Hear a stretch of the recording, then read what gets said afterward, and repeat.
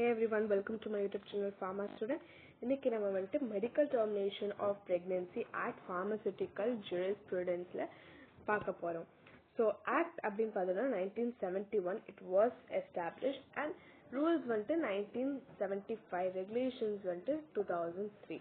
Objectives மெயினாக பார்த்துக்கிட்டோம்னா to provide the termination of pregnancy by registered medical practitioner. Of course நமக்கு registered medical practitioner மட்டும் தான் வந்துட்டு டெர்மினேஷன் பண்ணுவாங்க பிரெக்னன்சியை. இதுல வந்துட்டு அபார்ஷன் சொல்லிட்டு ஒரு டேர்ம் இருக்கு. அபார்ஷன் என்ன? Termination before the foetus is viable. வியபிள்னா கம் டு லைஃப். ஸோ அது உயிர் வர்றதுக்கு முன்னாடியே அது டெர்மினேட் பண்றது தான் அபார்ஷன். அதுக்கு ஒரு உயிர் வந்துடுச்சு அப்படின்னா அதை டெர்மினேட் பண்றது தப்பு. அண்ட் சர்டன் கண்டிஷன்ஸ் இருக்கும், லைக் எக்ஸ்ட்ரீம் கண்டிஷன்ஸ். மதருக்கு வந்துட்டு லைஃப் த்ரெட்டனிங்கான கண்டிஷன், அந்த குழந்தை வளர்ந்துச்சு அப்படின்னா மதர் இறந்துருவாங்க. அந்த மாதிரி இருக்க கண்டிஷன்ல வந்துட்டு அபார்ஷன் வந்துட்டு சர்டன் லிமிட்ஸ்க்கு மேல போகும். இதுல வந்துட்டு என்னன்னா பிரெக்னன்சி, அதுதான் இங்க பாக்க. Pregnancy which is not exceeding 12 weeks, இதுக்கு வந்துட்டு ஒரு ரெஜிஸ்டர்ட் மெடிக்கல் பிராக்டிஷனர் தான் போதும். Pregnancy which is more than 12 weeks but less than 20 weeks அப்படின்னா 2 ரெஜிஸ்டர்ட் மெடிக்கல் பிராக்டிஷனர் தேவைப்படும்.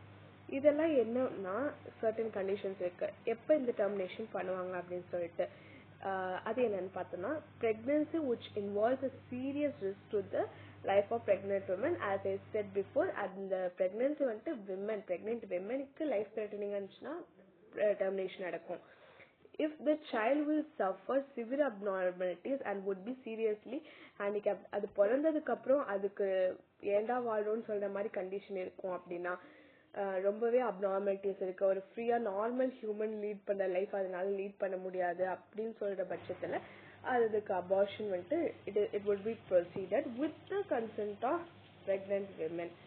ஓகேங்களா? Termination is permitted only with the consent of women. ஓகேங்களா? Except certain conditions are that if the age is less than 18 years. So 18 இயர்ஸ்க்கு கீழே அந்த women இருக்காங்க அப்படின்னா அவங்களுக்கு வந்துட்டு there is no need of consent, கார்டியனோட கன்சென்ட் தான் தேவைப்படும்.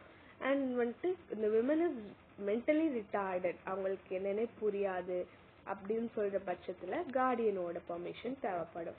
Consent is given in the form C. So form சில தான் கன்சென்ட் வந்துட்டு வாங்குவாங்க. This is important. நெக்ஸ்ட் பார்த்தோம்னா பிளேஸ் ஆஃப் டெர்மினேஷன். எந்த இடத்துல டெர்மினேஷன் பண்ணுவாங்க அப்படின்னா government hospital. Of course government hospital they will do. Government or district level committee approved hospitals. So approved hospital it is taken place. Approval முடிஞ்சிச்சுன்னா approval வாங்கிட்டு தான் அவங்களால இந்த டெர்மினேஷன் ப்ரொசீட் பண்ண முடியும். அப்ப இந்த டிஸ்ட்ரிக்ட் லெவல் கமிட்டின்னு ஒன்று இருக்கு பாத்தீங்களா, அது என்ன? டிஸ்ட்ரிக்ட் லெவல் கமிட்டின்னு சொல்றதுல வந்துட்டு not less than 3 and not more then 5 members அந்த கமிட்டில இருப்பாங்க. அதாவது 3 to 5 மெம்பர்ஸ் அதுல இருப்பாங்க, including chief medical officers CMOs or district health officer as a chairperson. So அவங்க வந்துட்டு இந்த கமிட்டியில சேர்பர்சனா இருப்பாங்க. அண்ட் அந்த 3 to 5 மெம்பர்ஸ் கமிட்டி தான் டிஸ்ட்ரிக்ட் லெவல் கமிட்டி. இவங்க அப்ரூவ் பண்ண ஹாஸ்பிட்டல்ஸ்ல termination would take place. Experience of the registered medical practitioners. ஓகேங்களா?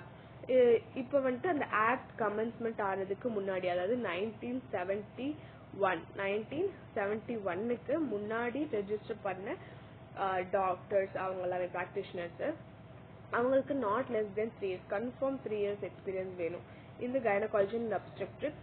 ஒருவேளை கமென்ஸ்மெண்ட் அவங்க ரெஜிஸ்டர் பண்ணிருக்காங்க after the commencement of act அப்படின்னா they require like completed at least 6 months of house surgery in gynecology and obstetrics, experience in any hospital not less than 1 year in gynecology and obstetrics, assisted to registered medical practitioner for at least 25 terminations. இந்த மாதிரி கண்டிஷன்ஸ்ல தான் இருக்கிறவங்க மட்டும் தான் they could do termination of pregnancy. Custody and forms, அதாவது நார்மலா எந்த ஒரு டெர்மினேஷனும் பண்ணிட மாட்டாங்க. தேர் இஸ் சர்டன், அதாவது இட்ஸ் லார்ஜ் ப்ரொசீஜர் தான். அதுல என்னன்னா கன்சென்ட் ஃபார்ம் ஃபர்ஸ்ட் வந்துட்டு பிரெக்னென்ட் விமன் கிட்ட இருந்து சைன் வாங்கணும் and it would be enveloped. அந்த என்வெலப்டா இருக்கிற அந்த ஃபார்மை வந்துட்டு ரெஜிஸ்டர்ட் மெடிக்கல் ப்ராக்டிஷனர் யார் வந்துட்டு டெர்மினேட் பண்றாங்களோ அந்த டாக்டர் அந்த ப்ராக்டிஷனர் வந்துட்டு சீல் பண்ணுவாங்க. என்ன பண்ணுவாங்க? சீல் பண்ணிடுவாங்க. சீல் பண்ணிட்டு அந்த சீலான என்வெலப்பை வந்துட்டு ஹாஸ்பிட்டல் ஹெட் இல்லாட்டி owner of the approved place இல்லாட்டி chief medical officer of the ஸ்டேட்க்கு வந்துட்டு சென்ட் பண்ணிடுவாங்க. It is sent. ஓகேயா? அதுக்கு அடுத்து வந்துட்டு envelope is kept as secret by RMP. So இந்த envelope வந்துட்டு சீக்ரெட்னு சொல்லி மென்ஷன் பண்ணி வச்சிருப்பாங்க. Serial number of the women, name of the RMP who terminates is mentioned in register. ரெஜிஸ்டர்ல கன்ஃபார்ம் எல்லா டீடைல்ஸுமே மெயின்டைன் பண்ணும். All details are maintain under safe custody by head of the hospital and owner. எல்லாத்தையுமே வந்துட்டு it is being maintained under safe custody. Next பார்த்தோம்னா offenses and penalties. இதோட நமக்கு இந்த டாபிக் முடியுது. offenses and penaltiesல வந்துட்டு termination other than a registered medical practitioner அப்படின்னா imprisonment not less than 2 years and up to 7 years வரைக்கும் இருக்கும். termination in non approved place. either வந்துட்டு ஒரு ரெஜிஸ்டர் மெடிக்கல் பிராக்டிஷனர் பண்ணாம வேற யாரோ பண்றதா இருந்தாலும் இல்லாட்டி அப்ரூவ் இல்லாத பிளேஸ் எதுல பண்ணாலும் இந்த ரெண்டு கண்டிஷன்ஸ்க்குமே 2 இயர்ஸ்க்கு கம்மியா இம்ப்ரிசன்மெண்ட் இருக்காது. கன்ஃபார்ம் 2 இயர்ஸ் அண்ட் மேக்ஸிமம் வந்து 7 இயர்ஸ் வரைக்கும் இருக்கும். willful failure to comply with requirement of any regulations அப்படின்னா ஃபைன் டு 1000 rupees வரைக்கும். அப்படின்னா என்ன? இந்த willful failure to comply with requirements அப்படின்னா certain rules and regulations இருக்கு. லைக் நம்ம டிஸ்க்ளோஸ் பண்ணக்கூடாது certain டாக்குமெண்ட்ஸ், வேற வெளியே யாருக்கும் சொல்லக்கூடாது, யாருக்கு வந்துட்டு டெர்மினேஷன் ஆச்சு அந்த மாதிரி லீக் அவுட் பண்றது, இந்த மாதிரி நிறைய ரூல்ஸ் இருக்கு. அதுல எதை வந்துட்டு கம்ப்ளைண்ட் பண்ணாம லைக் தே ஆர் அதை மீறி வேற வேலை பண்றாங்க அப்படின்னா அது எல்லாத்துக்குமே கண்டுபிடிச்சதுக்கு அப்புறம் 1000 rupees ஃபைன் போடுவாங்க. இதுதான் வந்துட்டு offenses and penalties of this act. Thank you for watching. Like, share, subscribe to Pharma Student YouTube channel. Bye.